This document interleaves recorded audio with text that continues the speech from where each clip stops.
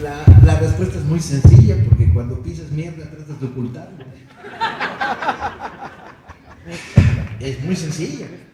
Pero no solo los comulgaron dos veces para su vergüenza. Y en lugar de pedir perdón, que es lo que debían estar haciendo, y decir, bueno, éramos un instrumento anquilosado, vinculado al poder, rendido al poder, en lugar de decir eso y disculparse ante los mexicanos, andan tratando de falsificar el hecho. Ahí están las actas de excomunión, las encuentras en 8,000 documentos de la época, no es misterio.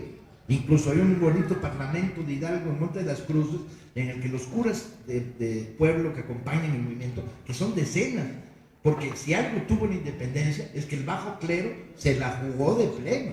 Cientos, miles quizá, de curas de pueblo participaron en el movimiento armado, del lado de la insurgencia, casi todos ellos con hijos, además, bien chistoso, ¿no?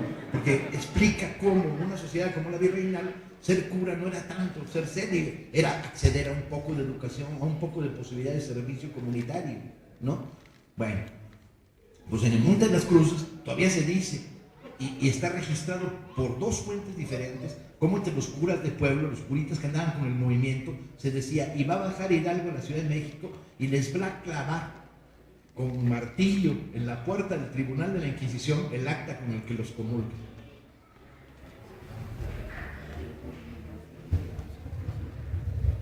Bien, adelante, de este lado. Anímense, por favor. Sí, puede ponerse.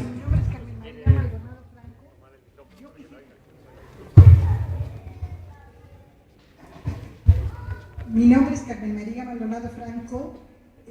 ¿Cuál fue el papel de Venustiano Carranza? Porque se le exalta mucho, ¿sí?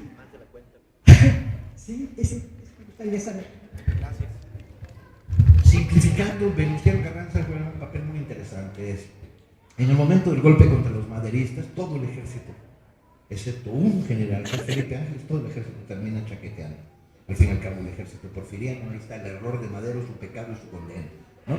Y entonces se produce en provincia la resistencia de muy pocos gobernadores. La mayoría de los gobernadores maderistas se cuadran con el golpe militar. Entre ellos, Venustiano Carranza en Coahuila, Abraham González en Chihuahua y en Sonora. No es de extrañar, son los tres estados de la revolución. Ahí es donde florece la revolución mexicana en el norte. ¿Sí? El hombre destinado a dirigir la respuesta armada del pueblo mexicano es Abraham González. Es la figura, es el maderista de izquierda que promovió el armamento de las milicias, que le advirtió a Madero, no desarmes a las milicias, pero a Abraham le ponen un 4 en Chihuahua, lo capturan y lo asesinan. Suben a un tren y lo matan en el camino a la Ciudad de México, detienen el tren y le pegan el tiro de gracia. En Sonora hay dudas, el gobernador sí, el gobernador no, y se queda solo Venustiano Carranza.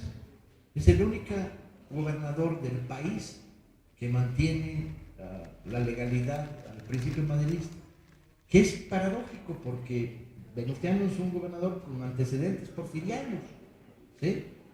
No querido por la izquierda maderista y los militantes del levantamiento de 10, porque cuando quieren volverlo Madero ministro de la guerra se le arma un motín en sus propios filos. Orozco no lo quiere, Villa no lo quiere, nadie lo quiere. Y una figura de poca traición, pero tiene la inmensa virtud de ser el único gobernador en esos momentos en México que mantiene la legalidad republicana contra el golpe de Victoriano Huerta. Entonces, azares del destino lo van convirtiendo en el centro de lo que sería la división del noreste, con el plan de Guadalupe, los 8 o 10 grupillos armados en la zona de Coahuila y Nuevo León. Luego se vincula con lo que Villa construye como la división del norte y luego con los sonorenses en la división del noreste, y de hecho se vuelve el coordinador y caudillo del movimiento armado. En 15 se produce el choque contra el villismo, porque quiere frenar, no quiere que sea Villa el que llegue a la Ciudad de México. Y a fuerza está frenando hasta que llega un momento que le hace una chingadera enorme, que le quita el carbón para los trenes. Y no solo eso, da órdenes de que no sea la brigada la división del norte la que entre en Zacatecas. Y ahí los generales villistas se insubordinan y siguen hacia Zacatecas. Pero ya en contradicción con Carranza. esta contradicción se extrema todavía más después de la derrota de Victoriano Huerta en la convención que se celebra en Aguascalientes, donde Carranza mantiene una posición conservadora, no quiere ceder frente al proyecto de reforma agraria radical del zapatismo, que es la condición de los zapatistas para estar en la convención. Plan de Ayala, en el plan de Ayala ni nos sentamos a discutir, dirán una y otra vez, y está frenando y frenando y frenando. Quiere hacer una contraconvención, lo intenta en la Ciudad de México, fracasa. Y al final, pues se rompe a la derecha y a la izquierda.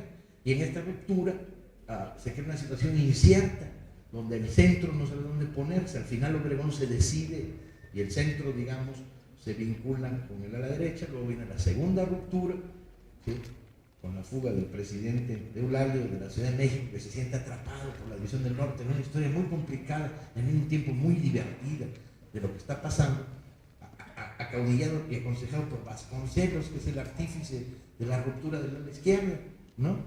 Y Carranza queda en Veracruz como supuesto presidente autonombrado. Después de la derrota de las batallas del Bajío, donde la división del norte pierde su poderío y se tiene que ir replegando, primero hacia Chihuahua, luego la campaña de Sonora, ¿no?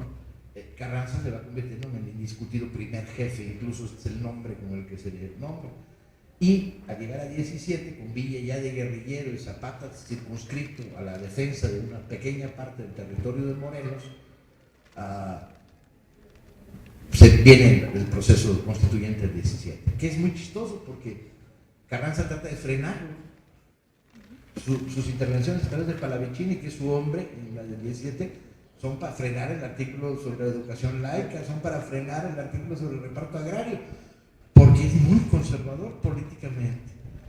Y le queda en las manos una constitución que no está a su medida.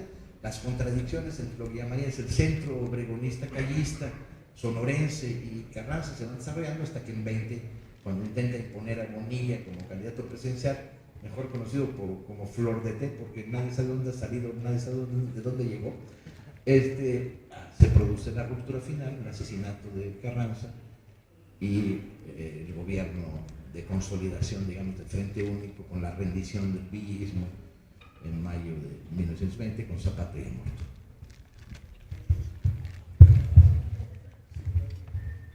Sí, gracias. Mira, yo estoy de acuerdo con lo que dices. Solo creo que el mérito que tuvo Carranza fue que era un poco como tú, que le gustaba la historia, y viendo hacia atrás lo que había pasado en el siglo XIX, ya se estaba preparando. Esperaba que Madero cayera. No era el hombre que necesitaba el gobierno de esa revolución. Mi pregunta va en ese sentido. De las muchas cosas que nos heredó el movimiento de la Revolución Mexicana, están los derechos colectivos, ¿sí? Y bueno, que han sido siendo atacados por la Comisión de Fuerzas Políticas del día de hoy. Hoy hay, por ejemplo, en el Congreso una reforma laboral que trata de limitar esos derechos de los trabajadores. No hablemos de los derechos de los campesinos, porque pues me parece que no existieron y que no existen. ¿Cuál es tu punto de vista de los enemigos que sigue teniendo hoy ese legado de la Revolución Mexicana?